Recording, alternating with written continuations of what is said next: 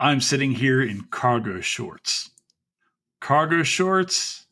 and a t-shirt. And folks, I'm here to talk to you today about fashion. I'm here to talk to you about fashion and women. I'm here to talk to you today with Nancy MacDonell, who just wrote this amazing book called Empresses of Seventh Avenue, World War II, New York City, and the Birth of American Fashion.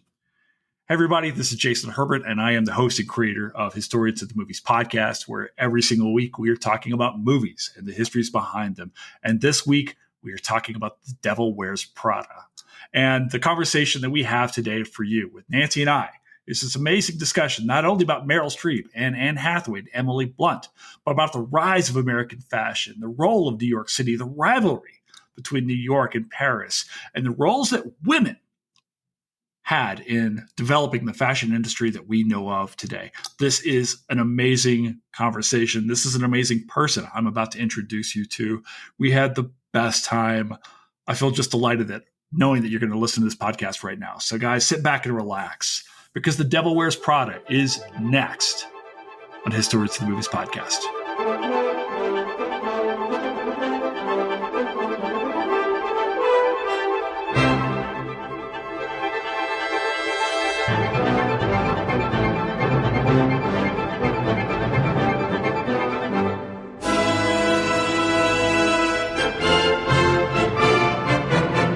All right. Well, welcome to the pod, Nancy. I'm excited to have you here. Well, thank you so much. It's really a pleasure to be here. Thank you. Well, okay. So I have to thank you for a couple different reasons. First, I don't know that I ever would have watched The Devil Wears Prada. It was a movie I wanted to get on at some point in time because I felt like it was important to talk about, but it wasn't high on my list. Got it. Even though I find myself looking more and more at far more expensive jackets for the fall here in Colorado. Okay, yeah.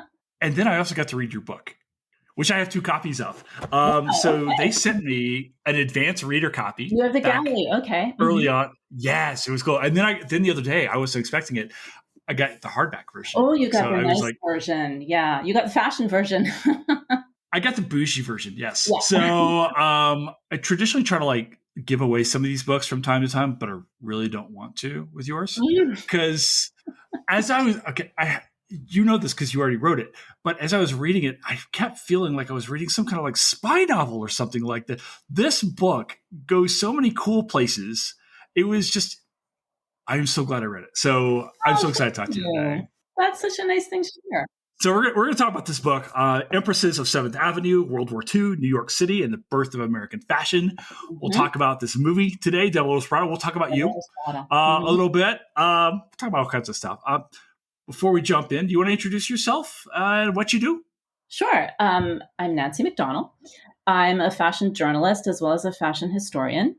I was a fashion journalist first. I've been writing about fashion since let's say the second half of the 90s. I'm definitely Gen X. And I've written for the New York Times, the Wall Street Journal, Elle, Harper's Bazaar, quite a few publications. As you may have noticed, the bottom sort of fell out of journalism, especially magazine journalism, in the mid-2000s.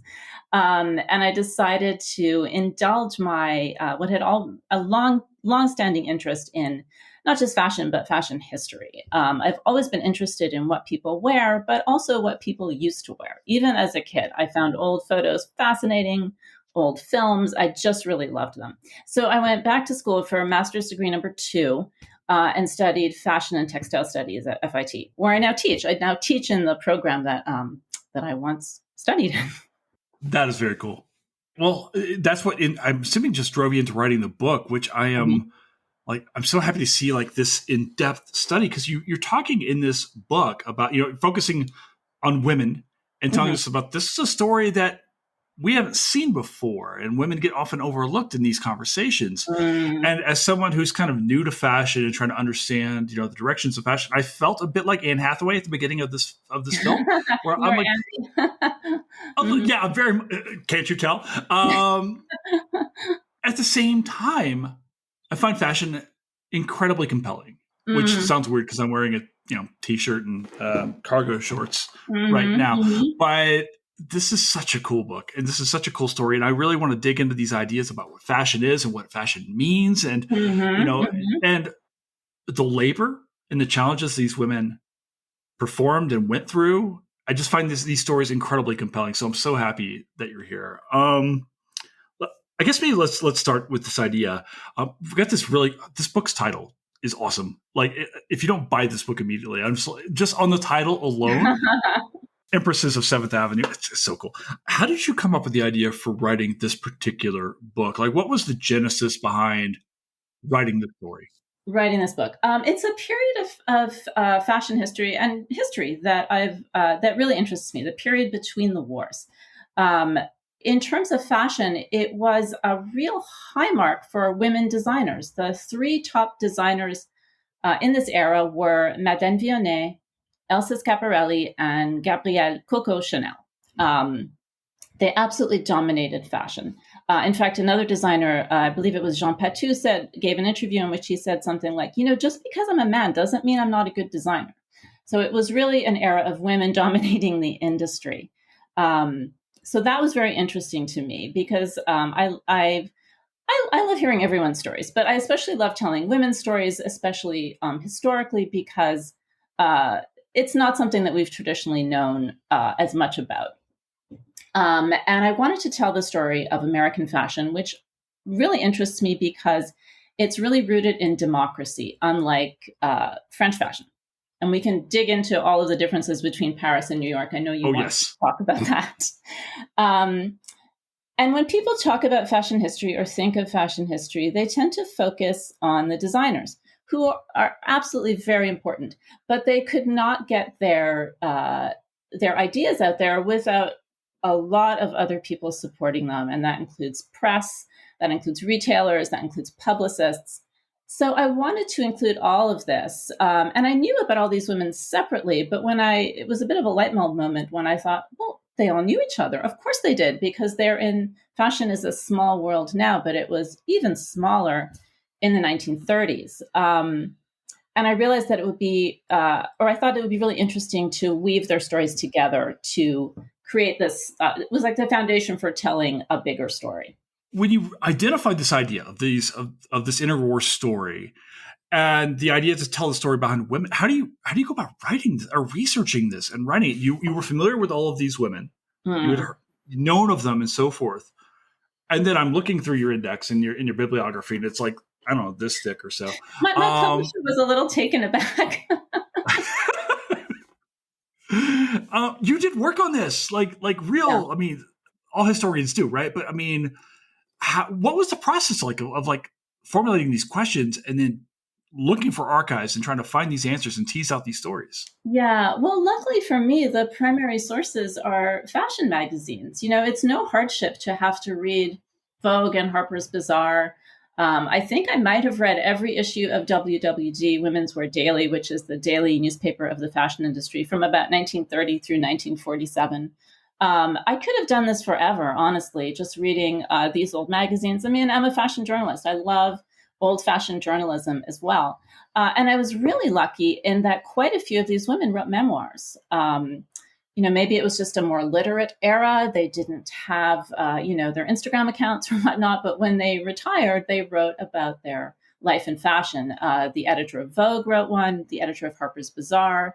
Another Vogue editor, Bettina Ballard, wrote a wonderful book called In My Fashion, where she talks about everybody in the industry. Like, the gloves come off. She has nothing to lose at this point. So all those were fascinating. And also, Elizabeth Hawes, one of the designers that I wrote about 6 books. So she was very helpful as well. So the research was really fun. I mean, I could still be researching it now if I didn't have a deadline that I needed to get my manuscript in by. No, and I tell you, so I have this long-standing affair. We're talking about Devil Wears Prada today, but I was just watching LA Confidential recently. Oh, it's yeah. one of my favorite films. It's a great film. Tweeted it at Derek Guy the other day. It's like, hey, what's up? How do I dress like that turn of the war? Set, that post-war era for me, for men's fashion, I adored. Of course, Mad Men came out a few years later, a few years ago, and focused on a different era. But I can't help but to be drawn to this era. Is this Mm-hmm. the height of American fashion? What is this? What is this era for Americans, and I guess American fashion in the world? Yeah. Well, it was when, there were a lot of rules in fashion and everyone knew them and people pretty much followed them. This starts to break down, as so many things did, in the 1960s, when people became, they just didn't want to bother with that. They wanted to dress more casually. They wanted to be more comfortable. It was like the baby boomers wanted to wear their play clothes all the time instead of being dressed up in their school clothes. They wanted to come home and put on their play clothes, and that's what they wanted to wear. So all of those rules go out the window. Men stop wearing hats, women stop wearing hats, all kinds of things. We've really streamlined. So is it a high point? I guess it depends what what you like in fashion. After the war, as you know, the United States had a much bigger place on the world stage, and not just politically, but culturally, art, culture, and this included fashion. So yeah, it kind of was a high point for American design. Listen, all I'm wanting you to tell me is that at some point in time, I'm going to be able to wear a fedora again. Unironically, I don't know. I can't promise that. I've tried. I go and I'm like, I look like the dime store Indiana Jones. Like, that's not going to work. I cannot pull it off. And I want so desperately the hats to come back. Yeah, hats are. I mean, there was a time when if you appeared in public without a hat, people would think you'd maybe been in an accident. What happened that you had to leave so quickly that you didn't have your hat on? It was a dedicated piece of American clothing for everyone, and gloves. People wear gloves all the time, but yeah, not anymore. Well, you're telling me like the boomers wanted to wear play clothes all the time, so I'm just writing this down as yet another thing that generation ruined for us, especially since I'm the tail end of Gen X. I'm just holding on. I was born in 77, so I feel like a bit of a fraud because I'm such a baby X, but I'm still there. You're Gen X. You're Gen X. Yeah. I'm holding on. I'm not slipping. All right. So we were talking about how to pair your book with the film. We talked about a couple different things. Ultimately, we settled on Devil Wears Prada. I think in some ways maybe because it's obviously the spirit of Anna Wintour is just all over this film, but I think it's maybe the most overt fashion film recently. I don't know. When you think about this movie, what are your thoughts? What are your general opinions of this film when you were thinking about it? Well, first of all, the title is fantastic. I mean, it's just a wonderful title that's going to draw you in whether you know about fashion or not. If you do know about fashion, then you can really read into the codes of it because it's a masterful use of branding. Prada, the label Prada, is considered like a very intellectual, rigorous kind of label by fashion people. Miuccia Prada, Mrs. Prada, as she's always known in the industry. She has a PhD in political science. She's not just interested in making sexy clothes. She always has ideas that she's putting through in her collections. So, Prada often has like awkward colors, unwieldy proportions. It had this whole ugly chic, ugly shoe era that in the 90s that people were all over. So it's a real fashion person brand. It's like anybody could wear Chanel, anyone could wear Versace, but it's a fashion person who wears Prada. So the title, The Devil Wears Prada, if you're a fashion person, that tells you a lot. And yes, the idea that Miranda Priestley, the villain, is based on Anna Wintour. The book that the film was based on was written by one of Anna's assistants. She always has 3 assistants. One of them, Lauren Weisberger, I think her name was, wrote the book that the film was based on. Although they diverge. The film and the book are not that similar. I wonder maybe if we could backtrack just for a second and maybe talk a little bit about the idea of where fashion comes from and how it's influencing the basic society. There's that great line that that Miranda gives in the film about cerulean blue. Yeah, blew me away. I sat there, like, because I'm feeling a bit like, and then she does this thing, and Streep's delivery in this film is so low. I was not expecting that. Got that? Clint Eastwood. Are you serious? Clint Eastwood. She said he speaks very softly, so you have to lean in to listen. and it makes him the most important person in the room. She draws you. I mean, she's the greatest actress of her time, but yes, that they got her to play Miranda was that made the film. It was. She's a serious actress in a film about fashion, which most people dismiss as being just silly. So I think it's very important that she played Miranda. But fashion. Okay, so what's fashion come from? Well, let's define fashion. So fashion is the standard of elegance of an era, whatever that means in that particular era. And crucially, it changes for the sake of change. And the orthodox view is that fashion begins sometime in the late Middle Ages, very early Renaissance, because to have fashion, you need two things. You need a middle class with a disposable income, and you need urban centers, right? Because if just you're wearing it and the other people who live in your castle, it's not fashion. It needs to be more widespread than that. So when you have urban centers, you can get fashion. If you're anti-urban, you're probably also anti-fashion, I think. So I like to quote the art historian Anne Hollander. She said that fashion is the art form that we all participate in. And I think that's really true. People talk about fashion sometimes in terms of practicality and staying warm. Yes, but I think that the eye looks for beauty. And fashion is a way that we can show that. We can look for it in other people. We can appreciate it. Some cultures have more respect for beauty and let's call it the beautiful presentation of the self than others do. What my European colleagues might call Anglo-Saxon countries, fashion tends to be looked down on as something frivolous. It's feminine, it's silly, but you can tell a lot about a society by its fashions. Like if all you saw of, say, the Victorian era were the clothes, you would know straight away that this was a society that had really stratified gender roles. Like the women dress one way, the men dress another way, and there's never the twain shall meet. I'm wondering now the role of Seventh Avenue. We talk about this. You talk about this in the book. Avenue, Can we talk a little bit about where does this come from? What specifically? When we talk about the Empresses of Seventh Avenue. Where is this? Where and what is this place? It's in Manhattan. So Seventh Avenue was traditionally the center of the American garment industry. And the garment district runs from the high 20s, low 30s, up to about maybe 42nd Street. It runs from Broadway over to 9th Avenue. It's about a square mile of Manhattan.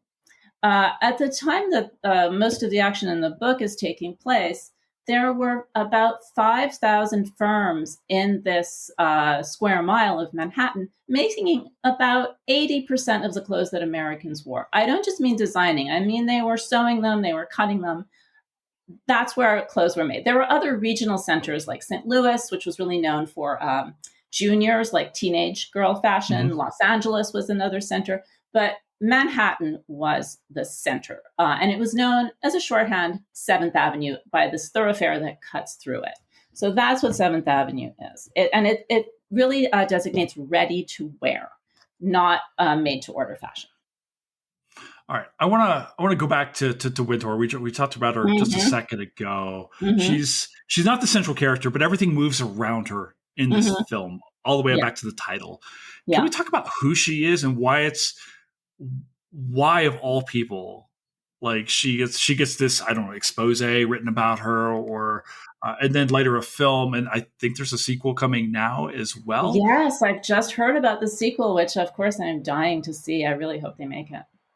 I'm all in at this point because I watched this film. I loved it. I was watching this movie 2 nights ago, just all in. Can we talk about who she is specifically, and maybe the differences between, say, her and Miranda Priestley are the character? So Anna Wintour is the editor-in-chief of Vogue, except she's not just the editor-in-chief of Vogue. She is the editorial director for all of Condé Nast, which is the parent company of Vogue. In the film, I think it's called Elias Clark. It's Condé Nast. She's the most powerful woman in fashion. She has a very distinct look, which she has been cultivating since she was about 14. She has a bob haircut. She's had that since she was 14. She's very slender. She always dresses in a particular way. She wears a sort of mid-calf dress from a series of designers, including Prada. She always wears Manolo Blahnik shoes. She always has her sunglasses in place. And I've never seen her carry a handbag. She's too powerful for that. You know that she's got a car and a driver waiting for her. She doesn't need to carry anything more than her phone. And she's a person with a lot of mystique around her, as powerful women often do have. I think people paint her they're very critical of her. And I don't think she would get the same criticism if she was a man, which is the thing you always hear about Anna Wintour. She knows what she wants. She works very hard and she expects the same from her staff. And she doesn't feel, I think Meryl Streep actually spoke about this, the Miranda character, and I think Anna Wintour is the same. She doesn't feel the need to ingratiate herself with people, which is how women tend to be socialized to be. And I think that's off-putting for a lot of people. But Miranda though she has some similarities with Anna, I noticed that they really went out of the way to visually separate her from Anna Wintour. They look nothing like. Miranda Priestley has white hair, which was a brave choice because women are often criticized for letting their hair go white or go gray. She doesn't dress in the same way that Anna Wintour dresses. She dresses, I think of her fashion as kind of rich lady fashion. It's not about a particular era or a particular designer. It's these silhouettes that really suit her in very expensive fabrics. That is her look. Are they mostly so? Are the similarities then just in her personality, in how she treats folks, or like everyone says, "Oh, this is obviously based on Wintour." Yeah. Where is that coming from then, as far as this Priestley character? Is it just her relationship towards her assistants? When the book came out, I remember no one in fashion wanted to review it or feature it. There was this idea that you don't want to upset Anna. And there are very few actual fashion people in the film. Apparently, quite a few were approached and they said, "Oh, no, I couldn't do that. No. I don't want to get Anna upset." But she's a kingmaker. If they're looking for a new creative director at Dior, they're going to ask Anna Wintour what her opinion is. She has this power to put people into positions in fashion, to promote particular designers. And she's taken Vogue way beyond just being a magazine. It's a huge brand now. For example, the Met Gala. It's like fashion's Olympics or fashion's Comic-Con. Maybe that's a better way to describe it, because people always dress around this theme. You just opened up a whole new audience into the pod now at this point in time. The Dungeons and Dragons people just went, "Wait, what? What am I wearing this fall?" So, yeah, watch the coverage of the Met Gala. What happens with Wintour as far as how does she amass this power? I mean, she's clearly a hyper intelligent woman. She's driven. Does she just come from out of nowhere? Where does she come from, and how does she get to her position of stature? Because, in the book you talk about this, but women have some real challenges to overcome in this industry. Mm-hmm. Yeah. So Anna Wintour was born in London. Her father is British and her mother was an American. Her father was actually a newspaper editor. He was the editor of the Evening Standard, which was a major London paper. So she was really hearing about journalism from the time she was quite small. And she has said that really this is what my father wanted me to do. He set me on this path.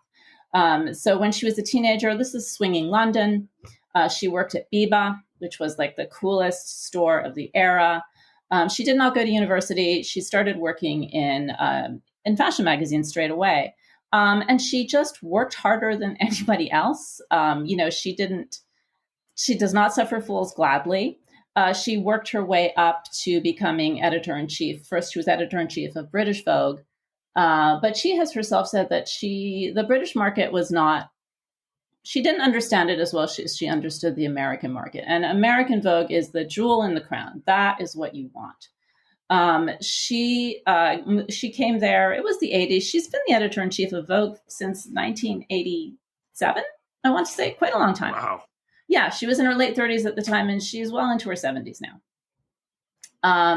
And she got along very well with Alexander Lieberman, who was the powerful art director of Vogue. He shows up in the book because he's been working since the 1940s as well. So he'd been around for a long time. And she had his ear, and also the ear of Cy Newhouse, who bought Condé Nast. Condé Nast was a person who named the company after himself. So he bought the company Condé Nast and Vogue. And at the time, in the 1990s, fashion was just at this, it was really becoming part of popular culture. She really understood that moment. And she opened up the magazine to a whole new readership. She knows what she's doing. She's kept Vogue relevant all of these years, and that's not easy to do for a magazine. Yeah, I definitely want to talk, and you talk about this in the book. So I really want to go back to these Vogue battles and so forth. But before we do that, I want to actually ask you about some of maybe her predecessors, which in the industry and so forth. So you're talking about the role of women in building this American fashion industry after the war. Can you talk a little bit about maybe some of the women we should know? We should know about the entire book. Yeah, I think so. Yeah, totally. And like what they go through, what are their challenges, and how do they build this fashion industry that ultimately, say, women like Wintour rise to the top of? Yeah, the thing about fashion that the one thing I find very interesting is that it was a field in which women could excel and could reach positions of power. By 1940, I think something like 84% of women in the United States who were executives were fashion executives, whether that was in publishing or in a retailer. It was an area where women could really build careers, which I think it was unusual at the time. It was not. It would have been much more difficult to go take over, I don't know, to get into car manufacturing or something. That was not an area in which women were welcome. And part of it was, sexist stereotyping. This is about shopping, and women really know about that, so that's really good. But they used that to advance themselves. So some of the women that I feel like have been so unfairly forgotten. Well, we can start with Elizabeth Hawes, who was a very interesting person. She was born in 1903. She became a designer. She was born in 1903. And unusually, her mother had a university degree. She was Vassar class of 1891. So already that made her family somewhat unusual. And her mother encouraged all of her children to be creative. She was a very early supporter of Montessori education in the United States. So by the time she was in middle school, Elizabeth Hawes had a dress business that she was running.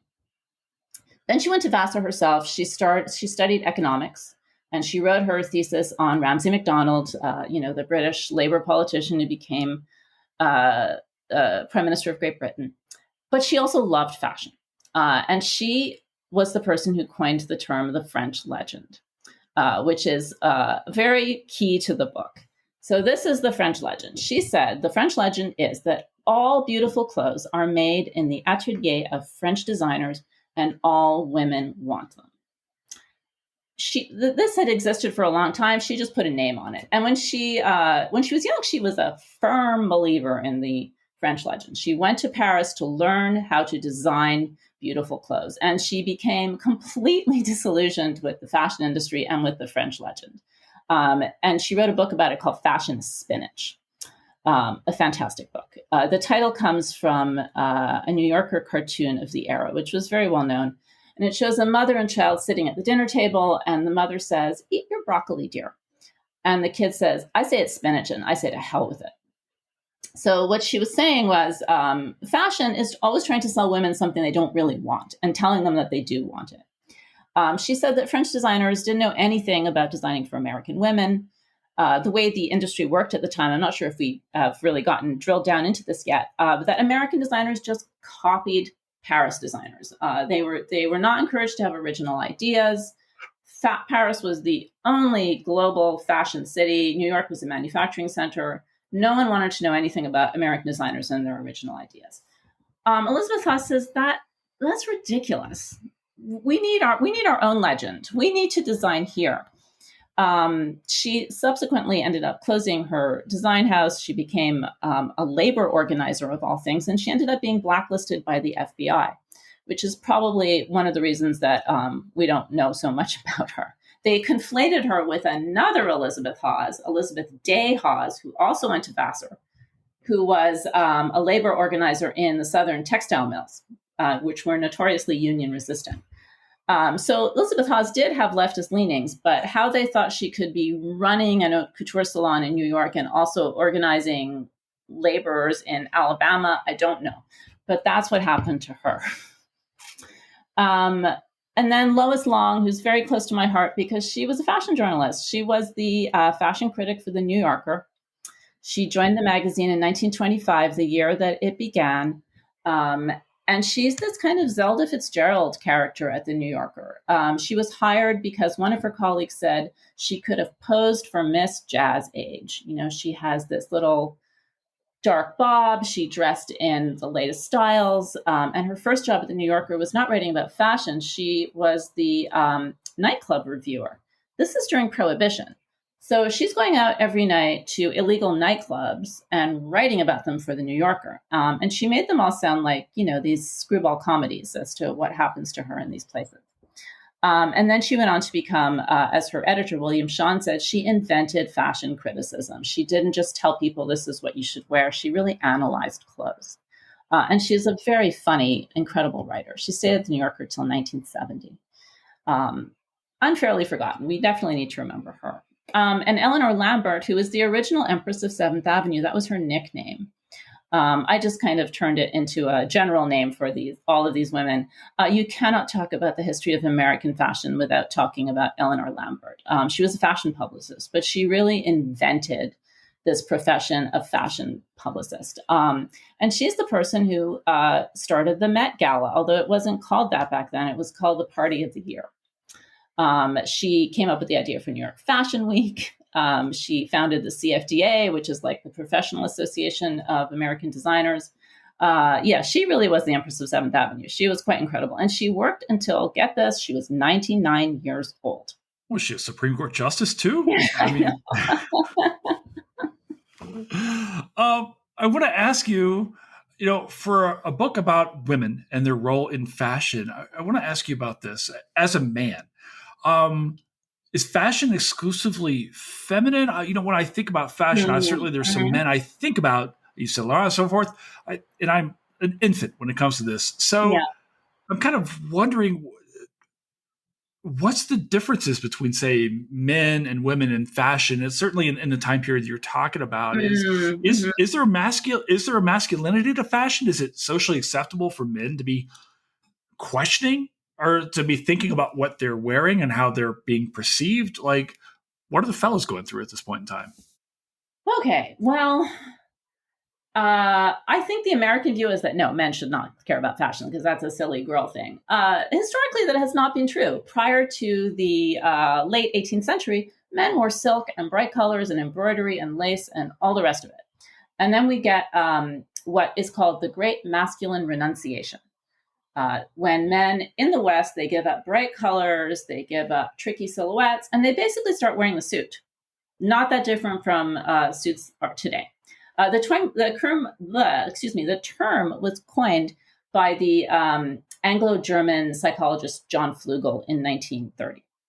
But in terms of women's fashion, men have always been involved. You know, the first couturier was a man, Charles Frederick Worth, and he set the template for this is what an haute couture collection is, and this is what a designer is like. I don't talk about men's fashion in the book so much because it didn't go through the same story that women's fashion did. You know, men wore suits. If you could afford it, you went to your tailor and he made you a suit. If you couldn't afford that, you went to the store and you bought a ready-made suit. And men's fashion changes in like tiny little increments. It doesn't have, in that sense, it's more modern than women's fashion because men don't have to change things all the time. And the most forward-looking women's wear designers like Chanel took a lot of their ideas from menswear. And as women's fashion becomes more modern, it comes to resemble men's fashion more. It takes more ideas from men's fashion. Now you got me thinking about these shoulder pads that were in the 1980s. I remember as a child, even I was like, what? Oh, I don't understand why this is here. Everyone looks like a linebacker right now. I want to ask you about so much of this film is obviously based on in Runway, which is a stand-in for Vogue. Can we talk about the role of publications Yeah. and magazines and how they are affecting what happens and how people are perceiving fashion as well? Right. Well, in this era, the era that the book is covering, designers could not communicate directly with their customers the way they can now. We'll get to that. So they needed a middle person, and that was the fashion magazine. They would decide, they would make this pilgrimage to Paris, probably 3 or 4 times a year. They would go to the designer collections. They would select the looks that they thought would play well back in the United States. They would photograph them.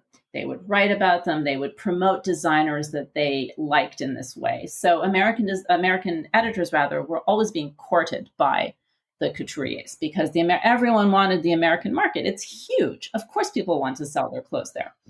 But they were the ones who interpreted fashion for American women.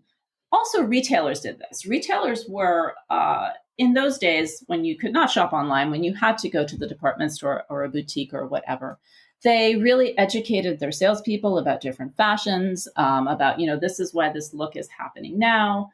They offered all kinds of alterations. It was really a place where you could go have an experience and learn about fashion and also buy it. So working hand in hand, really, the retailers and the magazines showed women what was fashionable, because you couldn't go to a website and look at every Louis Vuitton look from spring 2023. There was no way of doing that. It was interpreted for you, and it happened months later. It didn't, happen exactly then. Several months down the line, you would see the clothes. What's happening now as magazines have changed and so forth? We've gotten into the era. There was no social media, or I guess magazines were the social media of its time. It's probably best. When I went back to rewatch The Devil Wears Prada, it was so nostalgic for me because I was working in magazines then. But it's all about this physical product. They're talking about paper. At the end of the day, when Andy or Emily have to bring the book to Miranda, this really happened. This originated with Diana Vreeland, who was editor-in-chief of Vogue in the 1960s. She would have her assistants bring her the book I think in the morning, not in the evening. And it was this facsimile of the magazine. One of her assistants was Ali McGraw. And she wrote later about going into this grand apartment building that Diana Vreeland lived in and standing in her foyer. And she remembered the smell of porridge, which is what she had for breakfast every morning, and expensive soap and candles. And it was this whole experience for her to drop off the book that Vreeland would then look at and, go through with her red marker or red pencil. Now, no, social media has taken so much of that power away from fashion magazines. The type of fashion editor that used to exist that could make a trend, that job just doesn't exist anymore. Because, with social media, brands can go directly to their consumer. They can also go to, influencers who are not trained journalists usually. And there are just so many more ways of getting that information out there. So no, magazines don't have that same authority anymore at all. Are magazines then, are these companies, are they chasing influencers? Is that what's happening? Are people building their own style? I wonder, how is this being marketed now, or how magazines are adapting to this? Remember when Kanye and Kim Kardashian were on the cover of Vogue? You might not, but they were on the cover of Vogue. I've tried to forget, but yes, yes. So yeah, that was such a turning point for me. Yeah, I think they need them. Mm-hmm. It's not the fashion magazine of the past. I think they're scrambling to reinvent themselves. There are a lot about shopping now. Like if you look at Vogue's website every day, there are constant stories about the 10 things under $300 or, whatever it is. And then there are affiliate links that I assume they must make some income from. But no, they can't just rely on, publishing stories that are 3 months old. the way they used to. So actually, you bring well, you bring up Kim and Kanye, then it brings up a question I started to think as you were talking about, which is the racial components of fashion post-war, right? And I'm trying to think about, like, are these audiences are they targeting exclusively white audiences? Like, where, this is not this watching this film. It didn't hit me till afterwards. It's like there's not a lot of people of color in this movie. There really aren't. So no, it didn't hit me till later. It's like, no. So yeah, what's going on racially? Is fashion changes at some point in time? Do the Vogues of the world start to pivot towards other audiences, or have they always been like? Is there a racial dynamic to fashion post-war? Not always. Certainly not always. If you look through an old fashion magazine, it is unusual, very unusual, to find a person of color. One of the few that I do remember seeing from magazines of the 1940s is a ballerina named Sono Osato, who was half Japanese. And even though, this was during World War II, the United States is at war with Japan, she still is being photographed. There was a whole love affair between fashion magazines and the ballet at that time. And she's frequently photographed. But she's unusual. It takes a long time for a woman of color to appear in one of the glossy magazines. It is 1966, I believe, but when a model named Daniela Luna makes the cover of British Harper's Bazaar. It's not till the 1970s until a model named Beverly Johnson, who is Black, makes the cover of American Vogue. So this takes a really long time. The film came out in 2006, I think, The Devil Wears Prada. Mm-hmm. I don't even think anyone at the time who worked in the fashion industry would have really even considered that. It was just the way it was. Things have certainly changed for the better, I would say. Absolutely for the better. And you see much more representation of people of color, also of different body types. That's really been a big change. Even brands sometimes now will photograph their looks on various different models. They'll tell you what size each one wears, and it's not always a size 0. There's not nearly enough of this as there should be. This conversation comes up every fashion week, like how many models of color were walked in New York and how many walked in Paris. And it's not like it's on an upward path. It goes up and down, and it's always a low percentage. I don't want to quote a number because I can't remember off the top of my head, but it does not reflect the reality of the United States in 2024. Sure. You actually brought a thing. You said this just a second ago, and it flashed back to I was looking at ordering some clothes or looking at something recently, and there's like, this guy is 6 foot tall and wears a medium shirt, and I'm 6'1" and I wear double X. I'm like, how does a medium man at my height exist? But I was thankful for that because the Hugh Jackmans as Wolverine don't exist on a day-to-day basis. We're starting to see this more and more, which is, hey, even on social media where people are coming out and say, hey, these body types are not attainable day in, day out. They're unrealistic. To recognize this. Right. But I also remember in the 1990s, I remember, the Kate Mosses of the world. And I even remember maybe even the time period, these challenges to those waifish look. And were magazines and wrestling with this at this point in time? Because I seem to remember there was a connection between what people were seeing on the page and then body dysmorphia, things like that. Was there ever a blowback within the fashion industry about this, or did fashion industries try to grapple with this? What happens with that? Are you talking about the 90s now and the wave? Sure, yeah. Oh, we're Gen X. We got to talk about the 90s at some point in time. Well, Kate Moss was a real disruptor. The models who had big names before her were the original supermodels. And they were tall and statuesque and much, I don't want to say they were curvy, but much more womanly than models that you see now. Right. And then you get Kate Moss, who is very short for a model. She's like maybe 5'6" or 5'7". And she's really small. And it was really... it got labeled heroin chic. She posed for those Calvin Klein ads and people would scrawl "feed me" on the ads. She was very young at the time. She was maybe 15. That was her size, but it was still unrealistic to a lot of women. I think what you need to remember about models is they are teenagers. They're really, really young. And they won't have that body type forever. They're like 5'10" or 5'11", and they're really small, but they're teenagers. They have not grown into their mature bodies yet. I think people don't realize that. In the 1940s and 30s, models were a lot older. They were in their 20s or 30s. It was a different era. They were slender, certainly, but they didn't have that incredible disconnect that models do now. Wow. And yeah, and again, that's maybe the pressure that social media puts onto us, which is when you look in there and everyone's beautiful, everyone's in shape, or you've got whatever, and the clothes look terrific on them, and you think, oh God, and then you start to get down on yourself. It could be a real. I remember when I was teaching high school, and we would do this review with the students at the end of every year. We would talk to them about, like, hey, what are the biggest challenges of your life? And they would say, without a doubt, it was always the way they appeared on social media. Oh, wow. Because of conflict. I loved my kid. I loved those kids, still do.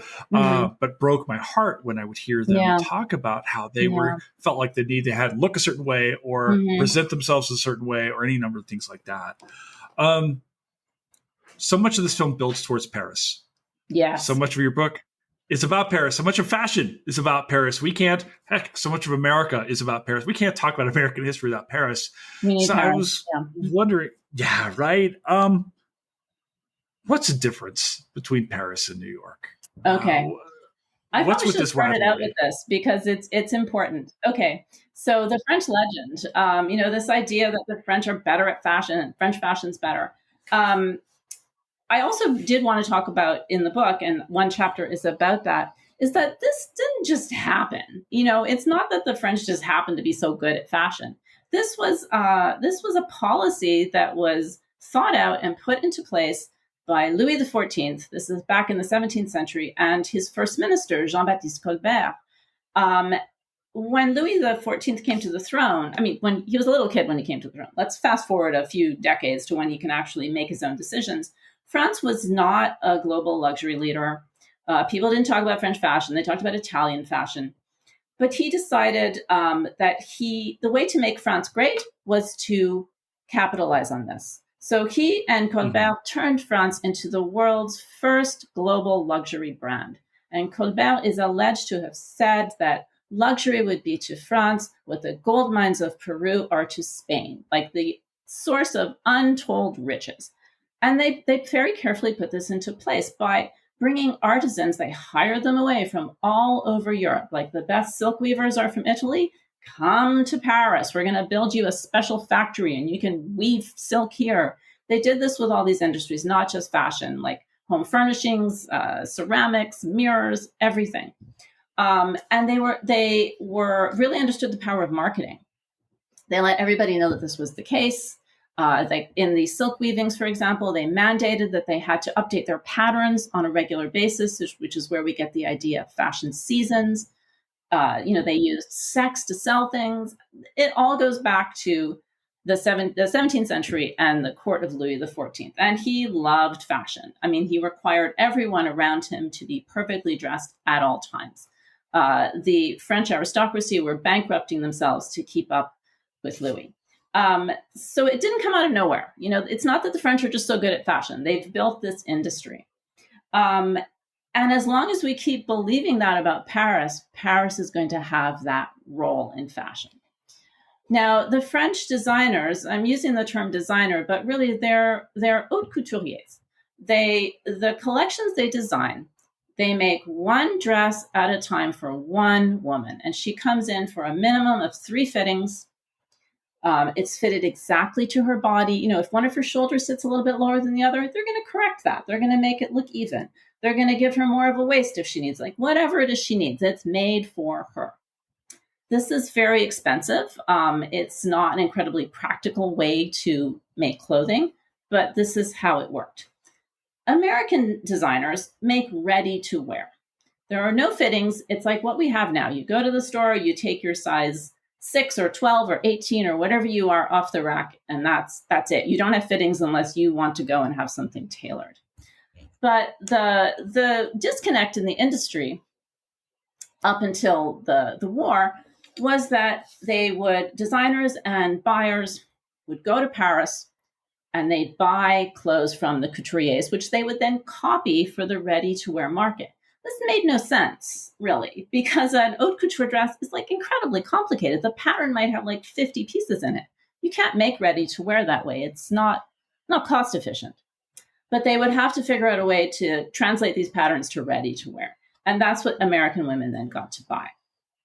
This was so baked into the American system that when the Nazis invaded Paris and essentially put a bell jar over the city, like, it's very hard for us to grasp this now with, social media, but they can completely control the information, the flow of information going out of Paris and coming in. The American fashion industry, Seventh Avenue, people freaked out. It was like their hair was on fire. Like, what are we going to do? We don't have anything to copy. What are people going to buy in September? They were kind of losing their minds. Not everyone. The empresses were not losing their minds. They knew that American designers could pick up the slack. And so suddenly American designers are put in the position of they don't have anyone to copy. They've got to do it all on their own. And as Lois Long said, you would have thought we were going to be reduced to wearing muumuus the way people were carrying on. She also said that American designers they didn't like being copyists. They wanted to be able to do their own thing. And I can't stress enough how audacious it was for them to say, you know what? New York is not just a manufacturing center. It is a design center. And within 4 years, they turned New York City into a fashion capital.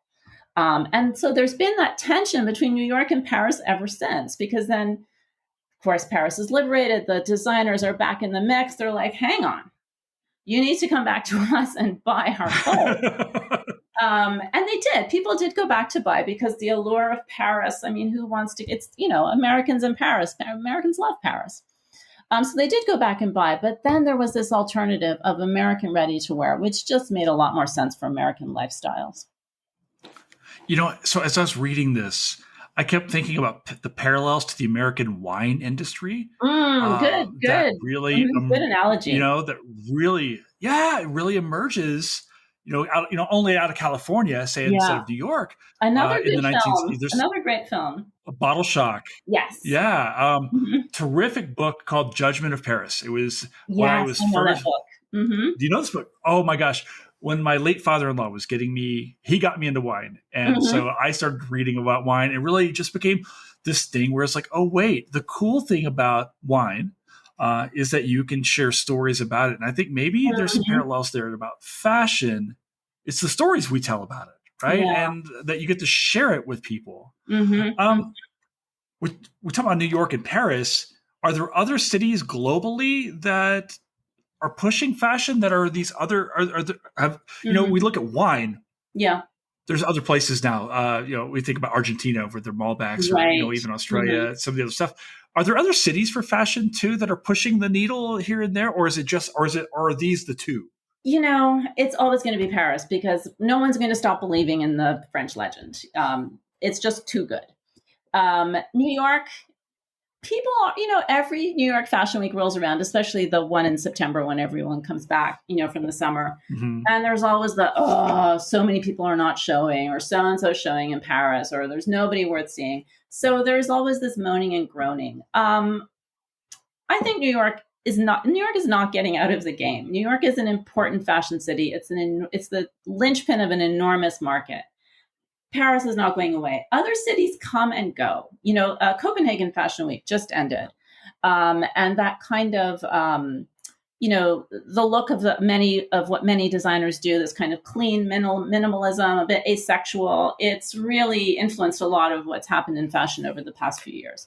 For a while, it was Berlin. Everyone was really into Berlin. London is often important, but not always. But it's regarded as a center of creativity. The designers who are making the jackets with 3 sleeves, that kind of thing.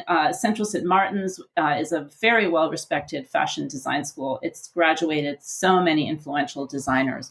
Alexander McQueen, John Galliano, Stella McCartney, Phoebe Philo. The list just goes on and on.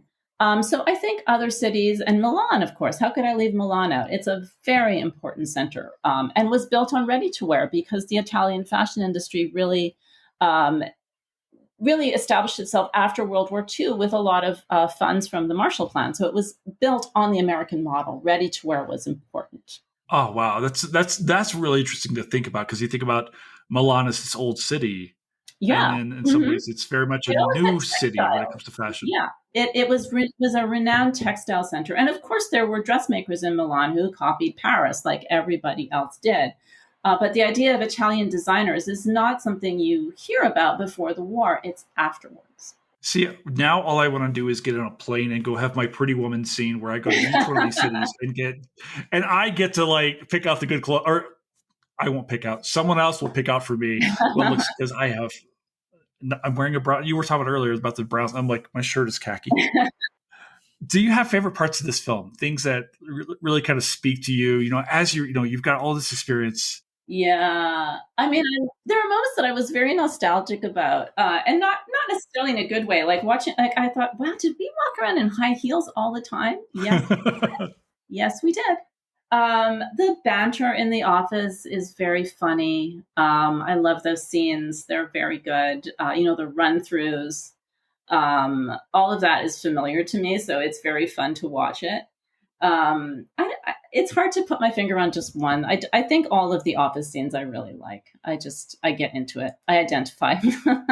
I watch this now and go, Emily Blunt is about to happen. Yeah. That's right? Mm-hmm. right. I mean, this was really her, at least for American audiences. I think this was where she started to arrive. Am I correct? I think it was a breakout role for her. And apparently the character was supposed to be American. And she said, this girl's British. I could do the accent, but this girl is British. She's terrific. I'm a huge fan of her work. Yeah. I'm a big, yeah. Are the parts of this film that drive you nuts looking back when you went back to rewatch it? Were you like, any nails on the chalkboard? Well, you know what I found irritating? The whole gratuitous affair with the freelance writer. What's his name? Simon Christian. Baker's character? Yeah, Christian. Yeah, that just seemed like it just feeds into this whole narrative that, women are supposed to use their sexuality to get ahead. And also he's such a tool. He really irritated me. Isn't he a giant tool in this film? And then like self-involved jerk.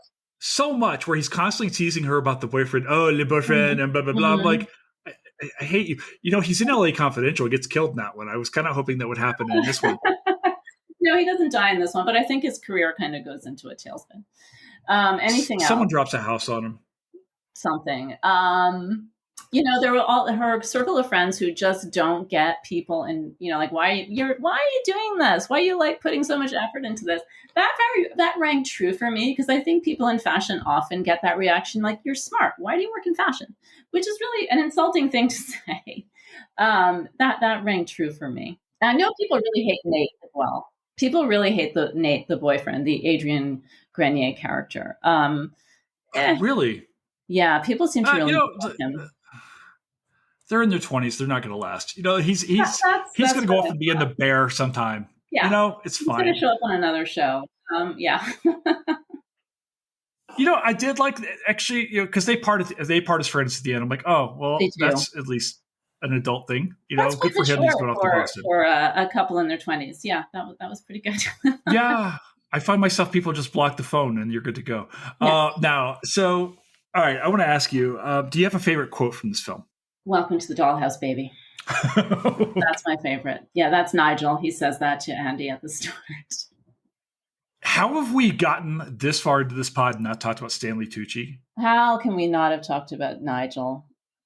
Although, when he talks to her, he has the other scene that talks about the importance of fashion. Miranda Priestley's talking about the economics. And he's talking about how fashion inspires people. And, if you're, in a family of 6 boys in New Jersey. And I thought, wait a minute, is your name really Nigel, or did you change it? Because that doesn't ring true with the biographical information that you're giving us there. It could be, but it doesn't sound right. Yeah, have you seen his whole thing now where he's got this whole social media presence now, and the show? It's like everybody wants to be Stanley Tucci. Like he's become this other. And he's really likable in this film. He's very likable.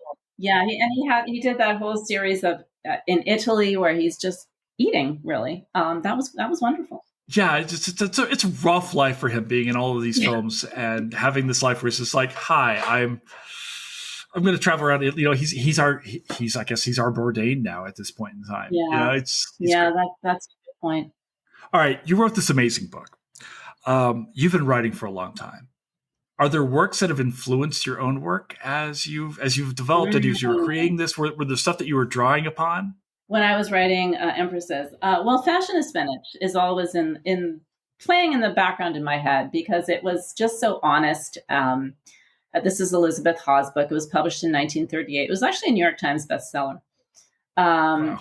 But she was so honest and she just told it like it was, which didn't make her too popular in the industry. WWD gave her this review that it said something like, well, some people like spinach. It sounded a little ominous. So I always think of that. There's a great biography of Carmel Snow. We didn't even really talk about the rivalry between Carmel Snow and Edna Woolman Chase. Anyway, biography. No, and I literally wrote her down on my notepad. Go on. That's by Penelope Rollins. That's a great book. And a book that I don't know if it influenced me, but I read it a lot. It's called American Fashion. It came out in the 70s, and it was edited by a former Vogue editor named Sarah Tomerlin Lee. And it's maybe 5 biographies of American designers, and it really gave them like the star treatment. Awesome. I'll get this up on the show notes a little bit later. I have maybe our final question for you on this pod. You've written this amazing history of women in fashion, and I'm just falling head over heels into this like world that I did not really know existed until a couple of years ago, about thinking about like and I find myself lecturing my son about like what he wears and why it's important, because how you carry yourself and all these different things. Is The Devil Wears Prada a history movie? I think it represents a particular era in New York fashion publishing. Yes. I think it is. They got a lot of things right. Hollywood does not often get fashion right. They don't understand what motivates fashion people. They just don't get it right. But I think The Devil Wears Prada was really smart. It could have just been like a revenge film, you know, like Miranda's this awful boss, which is why we can all relate to it. Everyone's had a boss like that, whether, you know, when you were a teenager or older, everyone's had an unreasonable boss. But it shows you Miranda's humanity, you know, what drives her. And she has, it's not like she's just randomly evil. She really believes in runway, and she'll sacrifice anything for it, including her friendships. I was looking at this and I thought so much has changed since then. You know, now fashion is dominated by these luxury conglomerates like LVMH and the Kering Group. Those didn't really exist then. LVMH owns Dior and Celine and Givenchy and Fendi and Louis Vuitton and Loewe and Tiffany. And Kering owns Balenciaga, Gucci, Saint Laurent, Alexander McQueen. Like they're all, you know, grouped into these 2 companies. That was starting them, but it wasn't like the incredible international huge revenue drivers. The head of LVMH, Bernard Arnault, is one of the richest men in the world. He's the richest man in Europe. Fashion is a huge business now. But I do think it covers, it gets that particular moment when magazines were still so important. They're about to fall off a cliff, but nobody realizes yet that that's going to happen. I've heard that in the sequel, the Emily character is now an executive at one of these luxury conglomerates, and Miranda is in a different position now. She needs her advertising dollars. So things have really changed. Yeah, I really, really want the sequel to happen, especially after watching this. I'm like, and look, this movie is now almost 20 years old. Yeah. By the time the sequel gets out, it's 20 years. I mean, it's time to follow up on this story to see where this goes. Right? Yeah. I mean, that 20 years in fashion, I have to imagine is like a millennia at some point in time. But no, this was amazing. Nancy, this, I have to tell you, I told you that when we started this,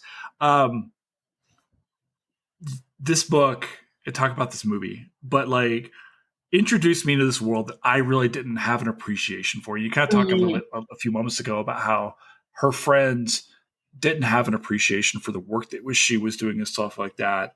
And watching this, and then like you give us this like amazing story of these women and this world, and I thank you for writing this, because I'm so happy to talk to you about this today. This has been amazing. No, you could. This is so awesome. So thank you so much for taking the time to be here. I've had a blast. Thank you for asking me.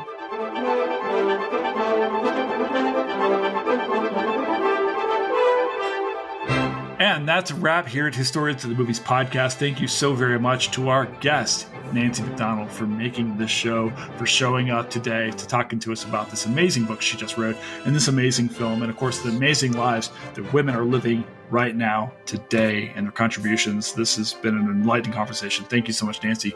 Thank you, of course, to Fletcher Powell, our producer, for making this show happen.